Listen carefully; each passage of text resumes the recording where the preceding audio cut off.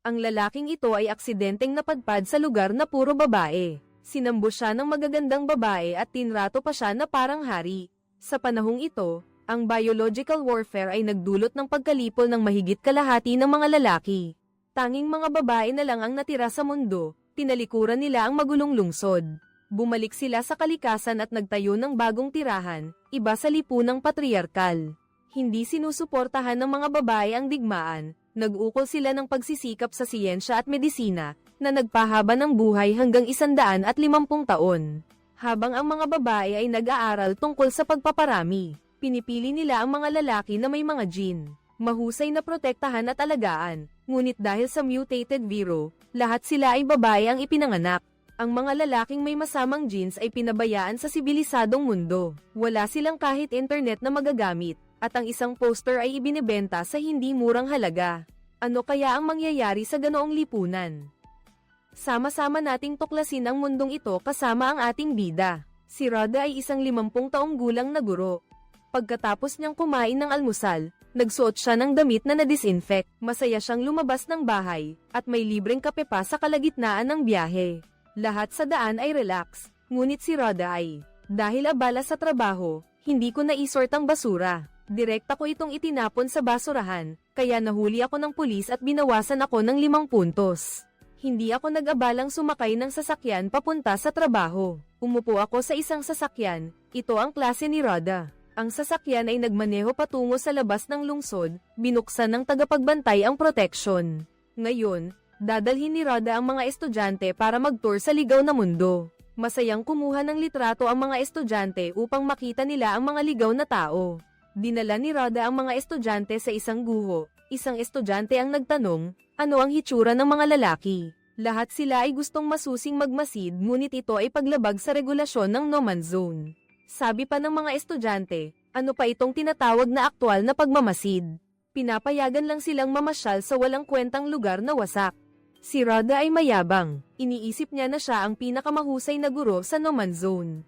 Sumang-ayon siyang isama ang mga estudyante sa paglilibot. Sa oras na iyon, may isang grupo ng mga lalaki na nagtitipon at kumakain. Nang makita nilang may mga babaeng papalapit, sila ay naging masigla at sumisigaw. Tinitingnan sila ng mga estudyante na parang mga unggoy at itinaas ang kamay para kumuha ng litrato. Naramdaman ng mga lalaki na parang hinahamak sila.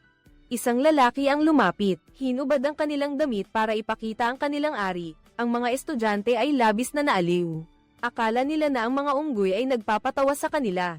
Isang estudyante pa ang naglakas loob na itaas ang kanyang palda. Nang makita ni Rhoda na hindi maganda ang tingin ng mga lalaki, tinawag niya ang mga estudyante na umalis. Ngunit nang bumalik sila sa sasakyan para mag-check, napansin nilang nawawala si Mila.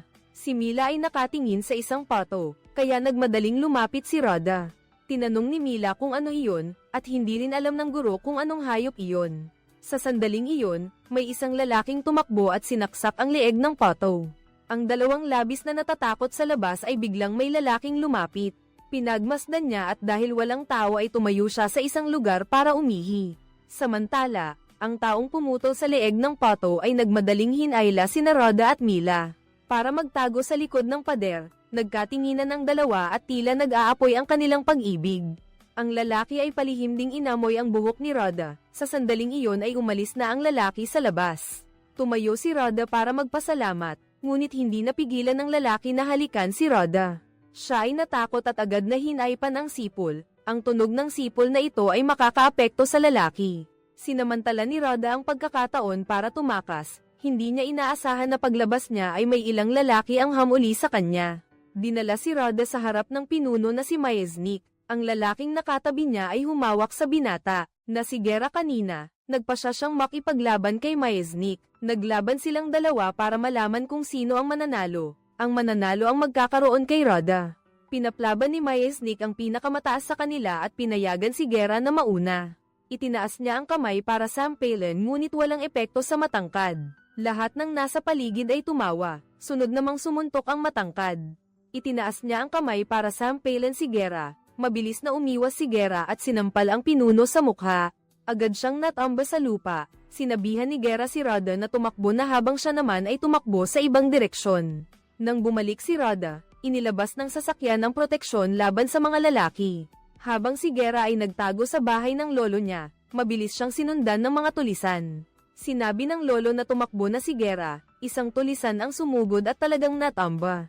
Sinabi ulit ng lolo na baka umakyat na sa taas. At pinahiram pa ng tulisan ang lalaki ng plastik na lalagyan. Sumunod naman sila at inilabas ang mga plastik na lalagyan. Naghihintay sila sa tabi ng kalsada para sa sasakyang may kargamento. Ang nasa loob ng sasakyan ay ang lalaking may mahusay na jeans. Tinatawag silang mga tagapagtanggol, binuksan nila ang pinto at kinuha ang kargamento. Hindi inaasahan, lumabas si Gera sa labas ng tagapagtanggol ni Julie at nagplano siyang paalisin siya. Ngunit ang automatikong sasakyan ay maaari lamang bumagal paglapit sa lungsod. Kaya pinayagan niya si Gera na manatili sandali. Hinubad ni Gera ang maruming damit at uminom ng isang lagok mula sa bote. Hindi kailanman nakainom si Julie, kaya humingi siya ng isang baso, ngunit siya ay nalasing ng husto. Nag-uusap ng masigla ang dalawa. Sinamantala ni Gera ang pagkakataon upang makarinig ng mga bagay mula kay Julie. Nang maunawaan niya ang trabaho ng isa't isa, si Julie ay lasing na lasing, binuksan ng pinto, at nagsimulang sumigaw ng malakas. Dahil dito, sumabit siya sa sanga ng puno at nahulog mula sa sasakyan si Gera. Isinuot niya ang damit ni Julie at naghanda upang makihalubilo sa mundong ito. Nakita ko ang babaeng nagmamaneho na may katawang apoy. Pakiramdam ko nasa langit ako, samantalang si Rhoda ay sinisisi ng kanyang ina sa isang pagmumura. Pumunta siya sa mapanganib na lugar, samantalang ang kanyang lola ay napakabukas. Tinatanong pa niya kung gwapo ba ang lalaking nakilala ni Rhoda. Laging tutol ang lola sa patakaran ng no man zone. Hindi maintindihan ni Rhoda kung ano ang pagkakaiba ng lalaki at unggoy. Lumapit si Rhoda sa kanyang matalik na kaibigan na si Krisa para mag-usap. Nakahiga sila sa damo at nagre-relax. Sa oras na iyon, tumunog ang busina, at lumabas na ang sasakyang naghahatid kay Gera na dumadaan. Pumalakpak ang mga babae para salubungin si Rhoda, pero wala siyang interes kaya hindi niya nakita si Gera. Pagdating ni Gera ay sinalubong siya ng mainit na pagtanggap, batiin at niyakap ni Elena, ang ministro ng kultura, si Gera. Sinabi ni Gera na kaya niyang yakapin ang bawat isa ng paisa-isa. Ngumiti si Elena at inakay si Gera patungo sa tirahan ng tagapagtanggol. Para mag-enjoy sa mga high-class na serbisyo ng masahe at paliligo. Nagmamadaling sinabi ni Gera, hindi ko kailangan magpahinga, pwede na akong magtrabaho ngayon. Wala nang nagawa si Elena kundi dalhin siya sa harap ng isang pinto. Tinatanong ni Gera kay Elena kung bakit hindi ito pumasok. Sinabi nitong may iba pang tao sa loob. Pagpasok pa lang ni Gera, nakakita siya ng isang nurse. Bigla siyang nakaramdam ng pagkadismaya, hindi niya inakala na mas malala pa ang nangyari sa likuran. Isinaksak ng nurse ang isang tubo kay Gera at sinimulan ang pang-araw-araw na gawain ng tagapag-alaga. Sa isip ni Gera, naalala niya si Rhoda. Kinabukasan, ginising si Gera ng virtual butler. Tumayo siya sa tapat ng pinto at tumingin sa labas. Lahat ay tawa at kasiyahan ng mga babae. Lubos na nasiyahan si Gera. Inayos ng nurse na magpamassage si Gera. Habang ginagawa ito, lihim siyang sumisilip sa masseur, ngunit sa no man's zone. Kapag may nangyaring hindi tama, magpapatunog ito ng alarma. Kahit kamay na ang ginamit para ayusin, hindi na pwede. Si Gera ay nahuli habang ginagawa ito, naapektuhan ng iba pang mga tagapagtanggol. Hindi lang iyon, kailangan pa nilang magpatawad at humingi ng paumanhin. Sa daan patungo sa estatwa ni Jelata, si Gera ay biglang sumakit ang tiyan at kailangang magbanyo.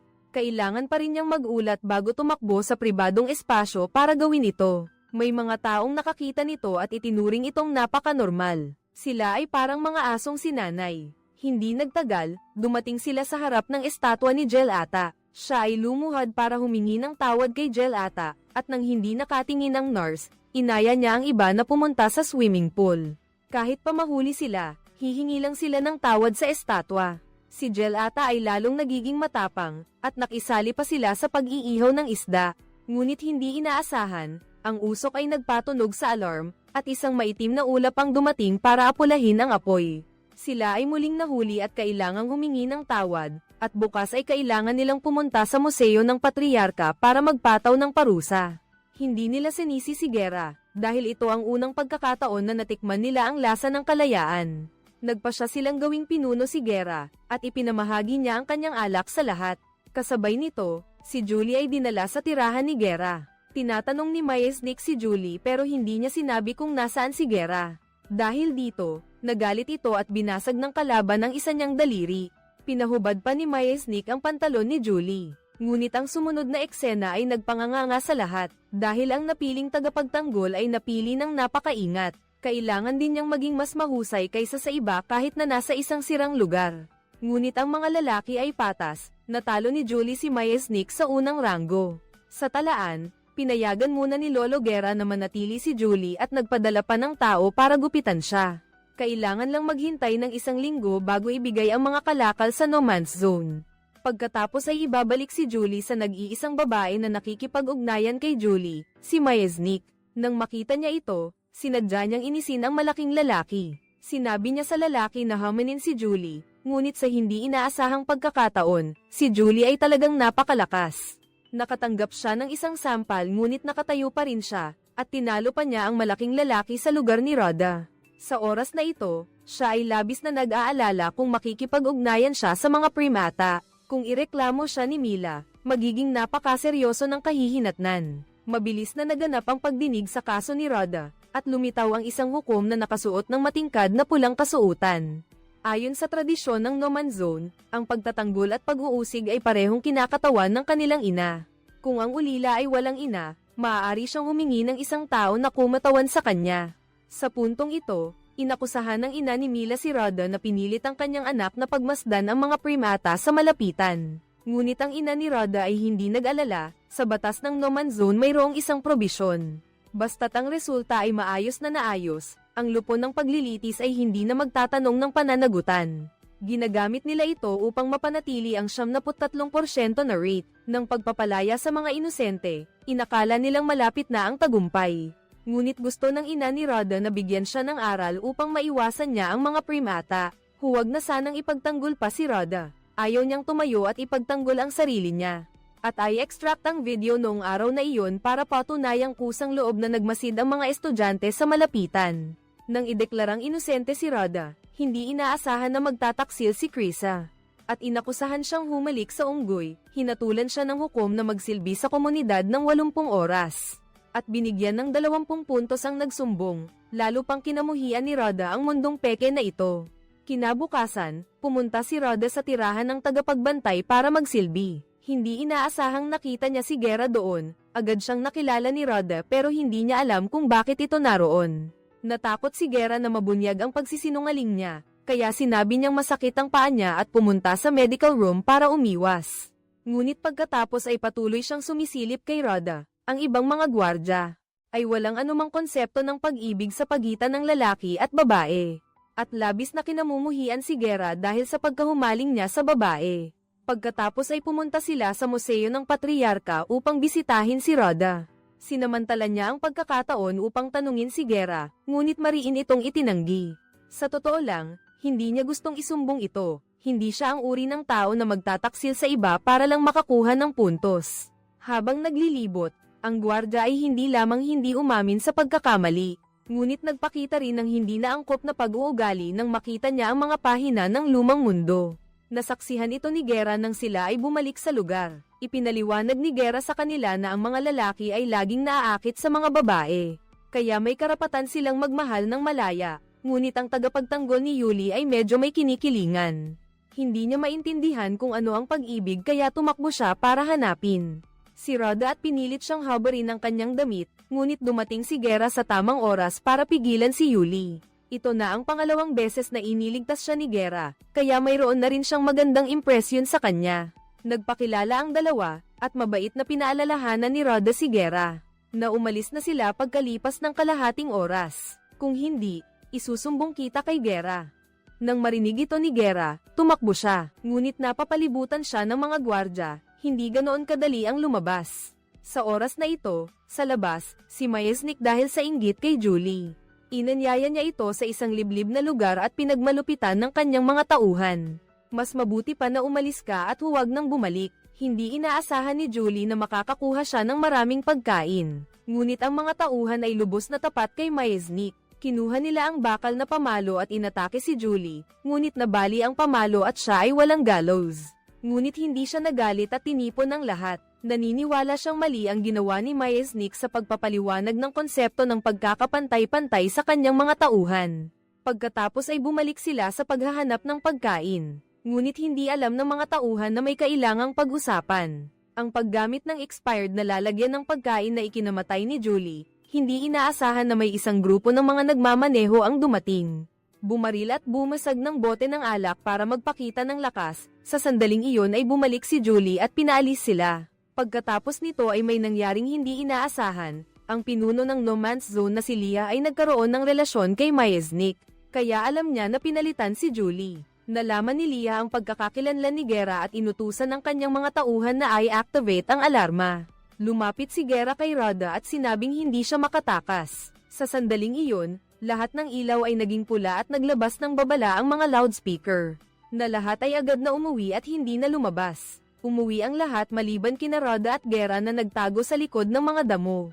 Ang mga singsing sa kanilang kamay ay nagpakita ng warrant of arrest para kay Gera. Agad na itinapon ni Gera ang singsing, at hindi naman nakatiis si Rhoda na hindi tumulong. Kaya tinulungan niya si Gera na makatakas, ngunit hindi inaasahan na nakita pala ito ni Krisa. Dinala ni Rhoda si Gera sa bahay ng lola niya, pero hinahanap siya ng sekretarya ni Leah sa lahat ng lugar. Mabilis siyang makakarating dito, kaya nagmadali silang magtago sa aparador. Isinama rin ng lola ang kanyang ilegal na alagang pusa. Naghanap sa labas ang sekretarya. Si Gera ay allergic sa balahibo ng pusa at gustong umubo. Mabilis tinakpan ni Rhoda ang ilong niya. Nang paalis na sana ang sekretarya, umubo ulit ang pusa. Nahuli silang dalawa. Sa gitna ng kagipitan, pinatulog ng lola ang sekretarya. Pagkatapos, kumuha siya ng motorsiklo para makatakas sina Rhoda at Gera. Hanggat mabilis ang takbo ng motorsiklo, malalagpasan nila ang mga gwardya. Hindi inaasahan, biglang bumalik si Mama Rhoda, at sinunggaban siya ng lola. Nagmadali silang tumakas, mabilis silang nagmaneho sa kalsada at nakalusot sa mga gwardya. Nagpalit sila ng damit at nagpalipas ng gabi sa isang kuweba. Lumapit si Gera, sinabing nagpapainit lang siya para kay Rhoda. Nang bumalik si Myasnik mula sa No Man's Zone, aksidenteng natuklasan niya na ang kanyang mga tauhan ay hindi nag-iipon ng pagkain, bagkos ay ipinamimigay nila ito sa iba. Nagalit si Myasnik at nagtanong kung sino ang nag-utos, agad namang humarap si Julie. Nang makita ni Myasnik na buhay pa siya, alam niyang nagtaksil ang kanyang mga tauhan. Hinugot niya ang kutsilyo sa mesa, handa na niyang patayin si Julie doon mismo. Nang makita ito ng mga tauhan niya, mabilis silang tumayo at nagpaliwanag na iniligtas sila ni Julie kanina. Dahil maraming tao, napilitan si Myasnik na ibaba ang kutsilyo at pumayag sa negosasyon. Iminungkahi ni Julie na dapat magkaroon din ng demokrasya sa lugar na iyon. Nagsalin si Myasnik ng tsaa para kay Julie, ngunit hindi niya nagustuhan ang lasa kaya hindi niya ininom. Pagkatapos, kinuha ito ng matangkad at uhaw na lalaki at ininom. Dahil dito, bumagsak siya agad. Talagang gusto pa ring saktan ni Myasnik si Julie. Hindi alam ni Myasnik na nagbago na ng isip ang ibang tao. Ngunit nang dumilim sila ay sinira ang bintana ng bahay niya. Sa pangunguna ni Julie na humihingi ng demokrasya, iminungkahi pa ng lahat na si Julie ang pumalit sa kanya. Si Myasnik ay wala nang magawa kundi tawagan si Leah. Pinayuhan siya ni Leah na sumang-ayon muna ngunit sundin pa rin ang kanyang mga patakaran. Nang marinig ito ni Myasnik, tinawag niya ang kanyang mga tauhan at sinabing sumali rin ang kabilang panig sa botohan. Hindi inaasahan, pagkatapos ng botohan, ang kanyang tauhan ang nahalal. Hindi gusto ng mga tao si Myasnik bilang pinuno ngunit hindi rin nila pinagkakatiwalaan si Julie. Hindi nagalit si Myasnik, may pagkakataon pa siyang supulan sila sa hinaharap. Sa kabilang banda, mahimbing pa ring natutulog si Rhoda. Nag-ihaw si Gera ng isang ardilya at marahang gin-icing siya para kumain. Hinahabol ng dalawang Mama Meryl sina Rhoda at Gera. Sanay na si Rhoda sa buhay na walang ginagawa, hindi pa nakakalayo, natambo na siya sa lupa. Binuhat lang siya ni Gera at tinulungan tumakbo. Ngunit pagkatapos noon, nahulog sila sa hukay at nahuli. Pagdating sa ilang, syempre, inangkin siya ni Myasnik, ngunit dahil hindi ito nagustuhan ng mga tao, ang kanyang mga tauhan ang nagmungkahi na magdaos ng isang kompetisyon. Ang sino mang manalo ang siyang magkakaroon kay Rhoda. Lumabas ang lahat para maghanda sa kompetisyon ng sampalen. Sa sandaling iyon, nakita niya si Julie nakakagising lang at may dalang isang malaking timba ng tubig para maligo. Kung sasali sa paligsahan ng sampalin, si Julie lang ang mananalo. Masaya ako, Gera, halika at pumasok na tayo para kumain. Alam ng lahat na si Julie ay napakalakas, kung makikipagsampalan siya sa iyo, matatalo ka lang. Kaya, palitan natin ang laro ng baraha. Hindi na nakikinig si Rhoda, tumayo siya at hinampas ang mesa, sinabing ang mga babae ay hindi mga bagay. Walang sino man ang dapat magpasya kung kanino siya kabilang. Sumang-ayon din ang tanging babae dito. Hindi rin niya gusto na ipataw sa kanya ang mga patakaran. Nagsalita si Julie para tulungan si Rhoda. Dapat pantay ang katayuan ng mga lalaki at babae. Pinigilan ni Maes ni Kian ang kanyang tauhan na pigilan si Rhoda sa pagsasalita. Pagkatapos ay umakyat siya at sinabing hindi bagay kay Rhoda ang buhay dito. Hayaang umalis siya, napagtanto ni Noya na gusto niya si Rhoda. Sadyang nagsinungaling na walang sasakyang darating para kumuha ng mga kalakal. Walang pagkakataong makabalik sa sibilisadong lipunan, inutusan si Rhoda na manatili dito ng 2 linggo. Hindi lang si Gera ang nahuhumaling kay Rhoda, sinadya ni Maes ni Kian na itago kay Lian na narito siya. Gusto niyang makuha si Rhoda, habang si Gera ay lumapit kay Julie at hiniling sa kanya na kausapin si Rhoda. Hikayatin siyang manatili dito, agad namang pumayag si Julie. Pagkatapos kong kausapin si Rhoda, hindi pa ako nakapagsasalita nang marinig ko siyang nagsabing namimiss niya ang bahay. Biglang naalala ni Julie ang libreng kape at masahe. Sinabi ko na sa gabing iyon ay tatakas kaming magkasama ni Rhoda. Hindi ko inaasahan na biglang sumugod si Gera at sinabing ipatawag ang lahat ng pinuno.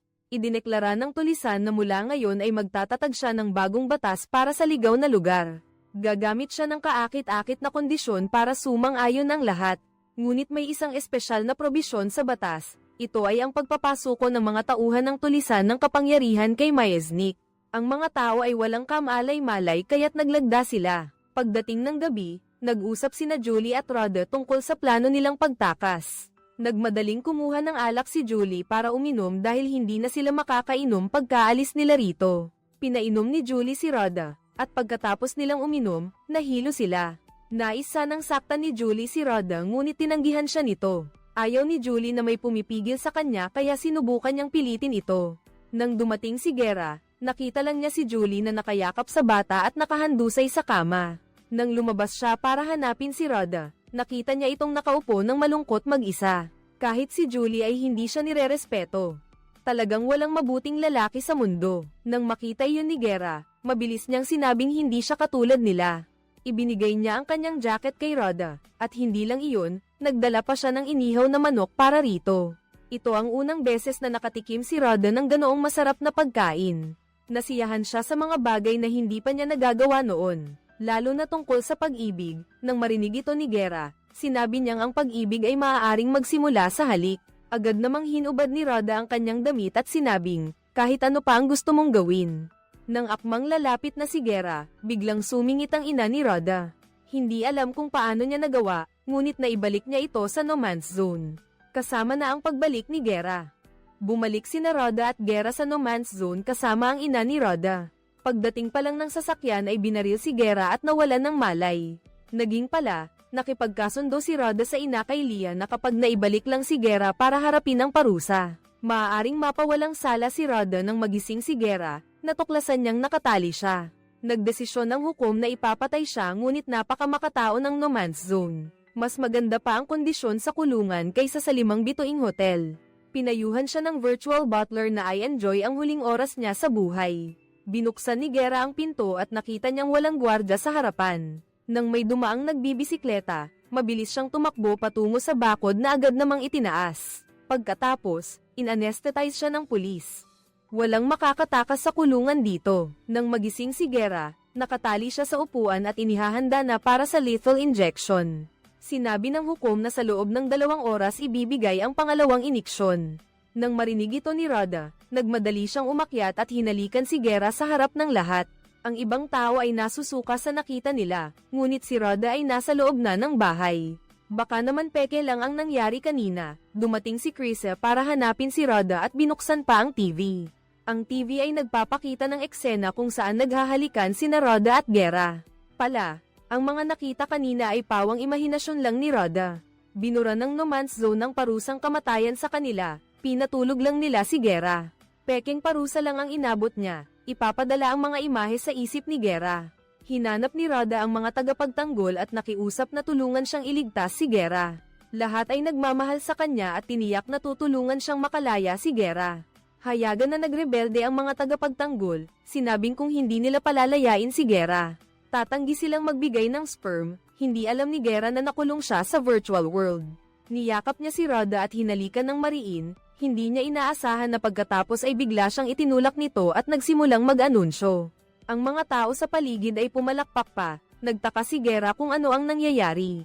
Malapit nang matapos ang countdown, si Gera ay nakatali sa upuan ng pagbitay, handa nang iturok ang pangalawang iniksyon. Para kay Gera, ang pakiramdam ng kamatayan ay napakatotoo. Handa na siyang pumasok sa langit, ngunit hindi niya inaasahan na makulong sa isang madilim na espasyo. Ang gulong ng kapalaran ang magdedesisyon ng kanyang bagong pagkatao sa susunod na buhay. Ang gulong ay umikot ng walang tigil, ang arrow ay tumuro sa isang simbolo ng bag ng basura. Pagkatapos nito, si Gera ay naging isang basurahan na tinangay ng hangin palabas sa kalsada. Lahat ay nakaramdam na ito ay hindi makatao. Nang magtaas ng kamay para tumutol, kahit si Inay Rada ay pumabor sa kanyang anak. Si Lia ay pumagitna lamang para mangumbinsi noong nakikinig ang lahat sa kanya. Si Gera naman ay nanaginip ng ibang eksena, isang pangyayari sa dagat. Sina Gera at Rada ay ginagaya ang pelikulang Titanic. Ang lalaki ay isinakripisyo ang buhay para iligtas ang babaeng mahal niya. Lahat ay labis na naantig, at sa sandaling iyon, kinuha ni Rada ang produkto at nagsimulang mag-endorso. Lahat ay naantig sa pagmamahal ni Gera para kay Rada. Pati ang hukom ay nakiusap din kay Rada na makialam at tiniyak na susunod si Gera sa mga tuntunin. Nangako siya sa kanyang pagkatao bilang isang sibilisadong tao. Pati si Ina Rada ay mangangasiwa rin dito at magtatapos ng masaya ang lahat. Dinala ni Rada si Gera sa kanyang matutuluyan at sinabihan siyang manatili doon. Nang sinubukan ni Gera na halikan siya, itinulak siya nito palayo at sinabi ni Gera na panaginip lang ang lahat kahapon. Dapat tayong magkaroon ng distansya sa ilang lugar na ito sa ngayon. Matapos tanggihan si Julie, nagbago ang ugali nito at naging mas mabangis pa kay Majesnik. Nanumpa siyang makukuha niya si Rada. Umupo si Julie sa pwesto ni Majesnik at nagsimulang mag-isip ng paraan. Aksidenteng natuklasan niya ang nakakandadong drawer, sinira niya ang kandado at nakahanap ng singsing. Ang wilderness ay may problema rin, nawalan sila ng kuryente. Kailangang palitan ni Julie ang kuryente ni Majesnik para sa lahat. Ginamit niya ang singsing para makipag-ugnayan kay Lia. Gustong ibalik ang dating lihim na transaksyon. Gumamit ng alak para makipagpalit ng kuryente. Hindi inaasahan, tinanggihan siya ni Lia dahil malapit nang magsimula ang bagong halalan. Hindi siya dapat mahalata na may lihim. Kasabay nito, si Mama Rada, para makakuha ng boto sa halalan, ay nagbigay ng bagong uri ng sombrero sa mga gwardya sa kabilang panig. Ginaising si Gera ng virtual butler. 3 segundo mo lang hawakan ng sipilyo para makapaglinis. Ang virtual butler ay maaari ring magbigay ng anumang pagkain. Nang dumating ang nanay ni Rada doon, kumakain si Gera ng isang tsokolate na sapatos. Si Rada ang kanyang tagapag-alaga, kailangan niyang bantayan siya. Pinapaalalahanan niya ito na ang singsing sa kamay nila ay may 300 puntos. Kung walang makuha, tatanggalin sila rito. Tiniyak ni Gera na magiging maingat siya, ngunit dahil sa pag-aaksaya ng pagkain at masamang pananalita, nabawasan ng 10 puntos. Dinala siya ni Rada para maglibot, at patuloy silang nababawasan ng puntos sa daan. Nakita ni Krisa na may 2 nag-imbita kay Gera na sumali sa paglalaro ng bola. Dahil hindi kulang ang koponan, si Gera ay napilitang umupo na lang at manood. Napansin niya na ang laro ay walang puntos at walang panalo o talo. Ano pa ang saysay nito, sa pag-iengganyo ni Gera? Nagpa siya ang lahat na magbigay ng puntos at magkaroon ng panalo at talo. Talaga nga naman, kapag may kinalaman sa panalo at talo, lahat ay nagiging mapagkumpitensya. Sa panahong iyon, si Gera ay todo suporta kay Krisa, na ikinainis ni Rada, at ang amoy ng pulbura ay kumalat sa buong court. Si Rada ay naging mas mapagkumpitensya kaysa karaniwan. Si Krisa naman ay lumampas pa sa hangganan at sinadyang apakan ng kamay ng kalaban. Galit na galit si Rada, ibinato ang bola sa ilong ng kalaban. Duguan ng ilong ni Krisa, nag-umpisa ang laban, sumugod si Krisa para atakihin si Rada. Ang laro ay naging away, agad na dumating sa pinangyarihan. Ngunit walang umamin na sila ang nag-away, kaya umalis na lang sila. Humihingi ng tawad si Krisa kay Roda. Nagbati na silang dalawa. Gusto ring yakapin ni Guerra, ngunit itinulak siya ni Roda. Sa tingin niya ang mga lalaki ay nagdudulot lang ng masamang impluensya. Gusto niyang magkaroon ng distansya sa kanya sa ilang na lugar. Sa oras na ito, sumasakit ang ulo ni Julie dahil sa insidente ng kuryente, biglang may lumipad na bubuyog. Tumakbo siya patungo sa pugad ng bubuyog para ipaliwanag sa lahat. Ang mga bubuyog sa no man zone ay naubos na kung makakakuha ng pinakamahalagang pulot pukyutan ay makakapagpalit ng kuryente. Narinig ito ng nakababatang kasamahan at binigyan siya ng tungkod. Tumalon si Julie at pinalo pababa ang pugad ng bubuyog at masayang niyakap ito. Ang ibang tao nang makita iyon ay nagtakbuhan si Julie ay nabugbog ang mukha, tinawagan niya si Leah. Nagkita sila sa loob ng sasakyan na tikman ni Leah ang pulot pukyutan at lumiwanag ang kanyang mga mata. Ngunit ang kondisyon ni Julie ay hindi kuryente, gusto niyang dalhin siya pabalik sa no man zone. Sa panig na ito para makakuha si Guerra ng puntos, inayos na ng ina ni Roda ang isang trabaho para sa kanya. Magpisa ng itlog ng manok kahit ayaw ni Guerra maging inahin. Ngunit wala na siyang ibang pagpipilian, masunod yung umupo sa upuan para magpa-incubate ng itlog. At masayang magpa-picture sa iba, nakuha ni Roda at Guerra ang suporta ng publiko. Ngunit biglang nakatanggap ang lahat ng balita na inakusahan ni Julie na inatake siya ni Guerra. Nang siya ay arestuhin at dalhin sa ilang, bumagsak agad ang suporta para kay Inay Roda sa 3%. Nakakuha si Julie ng simpatiya mula sa lahat at bumalik sa no man's zone. Nakaayos pa si Leah na ay pumassage kay Roda si Julie pagkaalis nito. Pumunta si Guerra para hanapin si Julie at tanungin siya, hindi niya inaasahan na bastos pala ito. Sa isiping walang maniniwala kay Guerra, galit na ibinato ni Guerra ang mansanas sa pader. Hindi niya alam na sagrado ang mansanas dito, napakaseryoso ng ginawa mo. Ipapahayag ko ang ginawa mo sa lahat ng tao. Pagkatapos ay ibabawas ang 100 puntos, hindi lang iyon, kinuha pa niya ang mga kamera. Naghahanap ng dahilan para bawasan ang puntos ni Guerra, kahit ang pagtulong sa matanda ay binawasan ng puntos. Sinasabing diskriminasyon sa edad, lahat ng nanonood ay nakaramdam ng kawalang katarungan. Bumoto para kay Mama Roda, gustong gamitin ito bilang dahilan para tutulan ang ginagawa ni Leah. Pagkatapos basahin ang datos, tahimik na pinaalalahanan ni Sekretarya si Leah. Ngunit gusto lang niyang bawiin lahat ng puntos ni Guerra. Kaya tinawag niya si Julie para ireklamo na sinadya ni Guerra na umatake. Basta mabawi lahat ng puntos ni Guerra, wala nang matitirang puntos ang mag-ina ni Roda. Sa pagkakataong ito, lahat ng 300 puntos ni Guerra ay nabawi. Sa sandaling iyon, biglang nadagdagan ng 1 puntos. Nakita ni Krisa na nagpisa siya kaya binigyan niya ito ng 1 puntos. Nang makita iyon ng lahat, nagsimula silang sumunod at nagbigay ng puntos sa kanya. Sa oras na ito, naramdaman ni Guerra ang kirot sa ibaba, naglabas siya ng sisiw, si Nanay Roda. Ang planong ito ay nakakuha ng 45% na suporta. Pagkatapos ay nilapitan ni Roda si Guerra at sinabihan siyang maging seryoso. Hindi ito laro, isang pagkakamali lang at ikaw at ang iyong ina ay paalisin dito. Nang marinig ito ni Guerra, labis siyang nabigo at nagpasya siyang umalis. Sinasadya ni Guerra na lapitan ng ibang channel, sinamantala ang pagkakataon na nakawin ang kontrol, binuksan niya ang proteksyon at tumakas palabas. Ngunit hinabol siya ng robot, habang nagpapanik si Guerra na umiiwas sa mga dart, nabangga niya ang isang sasakyan. Ang ilegal na alak sa sasakyan ay natapon, natakot si Leah na mabunyag ang sitwasyon at nagpasya na ilihis ang atensyon ng lahat. Nakipag-ugnayan siya kay Myasnik at inutusan itong humanap ng paraan upang salakayin ang no man's zone. Samantala, si Guerra na nasugatan ay dinala pabalik para gamutin, si Roda at ang kanyang ina. Nag-aalalang naghintay sa labas, mabuti na lang at wala siyang nangyari. Napakainam ng teknolohiyang medikal ng no man's zone. 3 tao ang pumunta sa taunang raffle draw. Ang mga taong walang sapat na puntos ay maaaring samantalahin ang pagkakataong ito. Makakuha ng semilya ng tagapagtanggol, si Roda ay walang interes sa pagkakaroon ng anak. Dinala niya si Guerra para maglakad-lakad, lahat ng nakikita ay may kinalaman sa panganganak, upang hikayatin ang lahat na sumali sa raffle draw at maging ina sa lalong madaling panahon. Gusto ring maging ina ni Kankuyet, kaya humingi siya ng tulong kay Guerra. Ang unang reaksyon niya ay magtanong kay Roda. Kahit ayaw ni Roda, dahil sa paggalang ay sinabi niyang hindi siya makikialam sa desisyon ni Guerra. Kaya pumayag siya kay Krisa at pagkatapos ay inihayag ang resulta. Hindi inaasahan, ang taong inakala nilang mananalo ay si Roda. ang ina niya, na pumunta para batiin siya. Ngunit hindi masaya si Rhoda. Hinayla ni Chris si Gera, gusto niyang mabuntis sa parehong araw ni Rhoda. Bumalik sila sa silid tulugan, ngunit si Gera ay si Rhoda lang ang mahal. Tumakas siya kay Krisa at tumakbo palabas.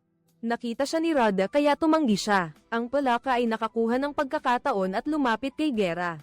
Ngunit pagkatapos nito, inatake si Majesnik. Hinawakan niya si Gera para mapagkamalang especially iya ang lalaki. Sumugod ang kanyang tauhan para dakpin si Rhoda. Nagkagulo ang buong bulwagan, nagtakbuhan ang mga ligaw. Nahuli ni Majesnik ang ina ni Rhoda. Sinunod niya ang utos ni Leah. Nang kunin niya ang bayad, wala siyang nakita. Nagtago si Majesnik sa isang tabi at tinawagan si Leah. Sa kanya nalaman na naloko siya. Gusto lang ni Leah na patahimikin ang ina ni Rhoda at makuha ang lahat ng boto. Agad dumating ang mga pulis at dinakip ang grupo ni Majesnik. Nagbato ang mga ligaw ng mga lumang bote ng soft drinks sa kanila. Nagsamantala ang lahat para tumakas, hinanap ni Gera si Rhoda at hinayla siya papasok sa bahay. Ang ina niya ay nasa kamay ni Majesnik, at hinayla siya ng kalaban papunta sa imbakan ng tadpole. Kinontrol ni Leah ang sitwasyon, sinadya niyang linlangin ang lahat para magduda. Idineklara ni Gera na ibabawas niya ang lahat ng puntos niya, at ang ina ni Rhoda ay palalayasin din dito. Ang dalawa ay ikinulong ng virtual butler sa loob ng bahay at hindi makahanap ng paraan palabas. Ang ina ni Rhoda ay nasa kabilang banda at ayaw lang umupo at maghintay mamatay. Gusto niyang makipagtulungan kay Majesnik, at kinuha nilang dalawa ang lalagyan ng tadpole palabas. Nagpanggap si Majesnik na pagbabantaan ng ina ni Rhoda gamit ang tadpole para takutin ang pulis. Iyon ang bunga ng 2 taon ng tagapagbantay. Hindi naglakas loob ang pulis na gumawa ng anuman dahil sa boto sa halalan, hindi nila maaaring isugal ang mga palaka. Napilitan na lang silang hayaang umalis ang dalawa sa oras na iyon. Nagpanggap sina Rhoda at Gera na malapit sa isa't isa para labagin ang mga regulasyon. Ginulo ang sistema ng virtual butler, sinamantala ito ng dalawa para tumakas palabas. Minaneho nila ang sasakyan at nahanap ang ina ni Rhoda at si Majesnik. Sinabi niya sa kanyang ina na sumakay na sa sasakyan, hindi inaasahan na tinraidor ni Majesnik si Gera at hinayla palabas ng sasakyan. Pagkatapos ay tumakas siya kasama ang ina ni Rhoda. Ayaw ni Rhoda na iwanan si Gera. Sinaktan niya si Majesnik kaya bumagsak ang sasakyan sa lawa. Nabalitaan ito ni Leah at labis na natuwa, lumapit siya kay Julie at iniwan si Majesnik. Dumating si Gera para hanapin si Julie. Ipinaliwanag niya na si Leah ang may kagagawan nito. Kinumbinsi ni Gera si Julie na tulungan siya. Nagbisikleta silang dalawa at umalis. Gamit ang pinakamabilis na bilis, tumawid sila sa protection. Nang makarating sila sa ilang, nalaman nilang wala roon sina Rhoda at ang kanyang anak. Tinawagan ni Julie ang kanyang mga kasamahan at nalaman na silang dalawa at ang mga tao sa ilang ay dinakip ni Leah at dinala sa Pasipiko para maglinis ng basura. Hindi alam ni Gera kung paano niya aksidenteng nakita ang screen ng computer ng lalaki. Ang lola ni Rhoda ay dating kaklase ng lalaki nang malaman niyang buhay pa ang kanyang unang pag-ibig. Agad niyang kinuha ang military computer para hanapin ang lokasyon ni Rhoda. Sinundan nila ang lokasyon at nagulat nang makasalubong ang mga gwardya. Pagkatapos ay may ilang sasakyan ang dumating at binuksan ng sekretarya ni Leah ang pinto para sa kanila. Nang lumabas si Rhoda sa isang sulok para mag-especially iya, natuklasan niya na sa likod ng mga gwardya ay mayroong orchard. Si Leah ay ilegal na nagbebenta ng mga ito at si Dam ang nagmamaneho at responsable sa paghahatid. Kailangan nilang humanap ng paraan para makalusot sa mga gwardya. Ngunit mas matindi pa ang antas ng seguridad ng protection kaysa sa no man's zone. Naisipan ni Gera na magpanggap na lasing at harangin ang truck ng mga kargamento para siya ay dakpin. Ngunit hindi sa hardin ng mansanas dinala si Gera kundi sa kinaroroonan ng kanilang pinuno. Tinitigan ng babaeng pinuno si Gera at nakita niyang bata at malakas ito. Kaya't sinuutan siya nito ng kasuutang pang-alaga at mabilis na dinala si Gera sa sasakyan patungo sa destinasyon. Ang sumalubong sa kanila ay si Leah, at ang lahat ng alagang hayop na ipinadala ng pinuno ay ibinibigay kay Leah. Para sa kasiyahan, dahil nakasuot ng maskara si Gera, hindi siya nakilala ni Rhoda na nagtatrabaho ng mabigat sa hardin ng mansanas. Sa katunayan, hindi sila dinakip at dinala sa kapayapaan, na dinadala ni Leah dito para magtrabaho ng sapilitan. Pinaalis ni Leah ang mga tao para makipag-usap ng pribado sa pinuno. Nang lumabas at nakulong sa labas, nakita mo si Rhoda na nagbigay ng senadorya sa kabilang panig na lumapit sa kanya. May marka ng singsing ni Julie sa bibig mo. Inutusan mo siyang humanap ng pagkakataon para maibalik ang ebidensya ng krimen ni Leah. Humanap ng paraan para ipaalam sa mga tao sa no man's zone. Sa gabi ng pagdiriwang ng pag-alis ni Leah, nagtago si Guerra at lihim na nag-record. Hindi inaasahan, nakilala ni Julie ang tato ni Guerra kaya tinanggal niya ang maskara nito.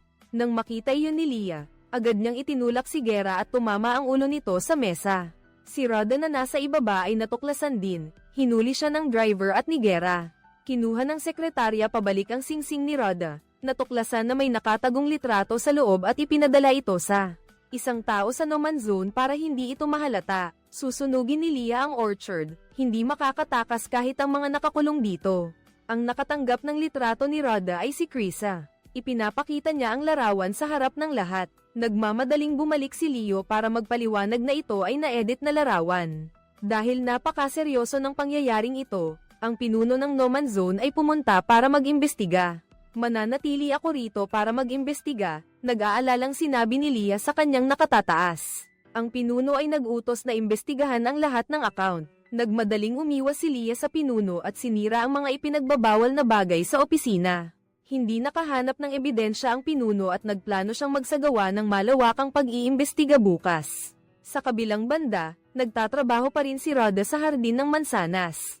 Flash time na pumupunta si Julie para magpakitang gilas, ngunit napakawalang pakialam ng kanyang kilos.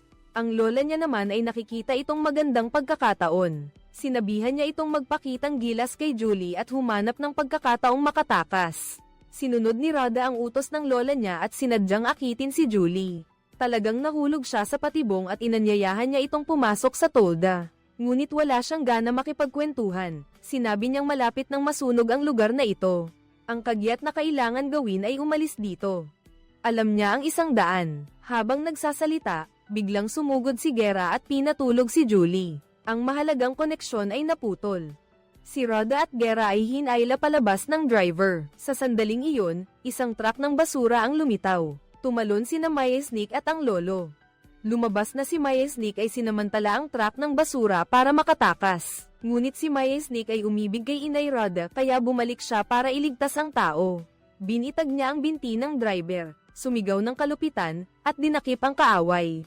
Kasabay nito, pagkatapos ng ilang pag-aalinlangan, pinindot ni Lyra ang pindutan para sirain ang hardin ng mansanas, ngunit ang itim na tulong ay nawasak. Matagumpay na tinanggap ni Batman ang merkado bago siya sumali sa seremonya ng panunungkulan. Hindi inaasahan, biglang kinuha ng sekretarya ang produktong pang-anunsyo, na nagpapatunay na hindi ito totoo. Si Lyra ay nawalan ng pag-asa at sumigaw, kaya pala pagkatapos ng insidente, ang mga larawan sa hardin ng mansanas ay ipinalabas, siya ay nahatulan. At kasalukuyang nagdurusa ng parusang pagtulog, at ang pagsabog ay hindi nangyari. Ligtas sina Rhoda at Guerra, lahat ay kathang-isip lamang ni Leah. Si Rhoda ay naging bagong alkalde, ngunit hindi nagbago ang kanyang kaisipan sa edukasyon. Ipinahayag niya na kailangang lipulin ang lahat ng mga wild. Ito ang kabuuan ng pelikulang The Normal Zone. Sa tingin ba ninyo ay maganda ang pelikulang ito sa sukat na 10? Ilang puntos ang ibibigay ninyo sa pelikula? Ipadala ang inyong sagot sa ibaba sa comment section para malaman namin, ha? Salamat sa inyong pagsubaybay. Paalam at kita-kits ulit.